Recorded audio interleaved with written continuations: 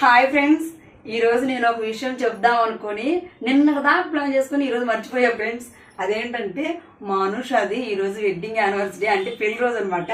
అదేంటో మొన్న ఇద్దరం కలిసి బయటకు వెళ్ళాం.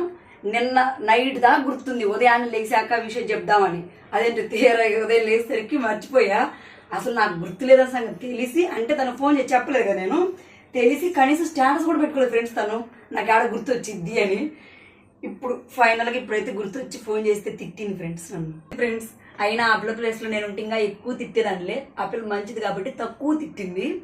ఇంకా నయం ఇప్పటికన్నా గుర్తొచ్చింది. ఇంకా రేపు పొద్దున గుర్తొచ్చి ఫోన్ చేసినట్టే ఇంక బలకంగో బలకదు. అందుకే సారీ చెప్తూ హ్యాపీ వెడ్డింగ్ యానివర్సరీ అనుష. మా అనుష, మా మరిది ఇలాంటి పెళ్లి రోజులు చాలా చాలా జరుపుకోవాలని నేను మనస్ఫూర్తిగా కోరుకుంటున్నా. మీరు కూడా విష్ చేయండి ఫ్రెండ్స్, ఓకేనా? వాళ్ళ ఫోటో పెడతాను చూడండి.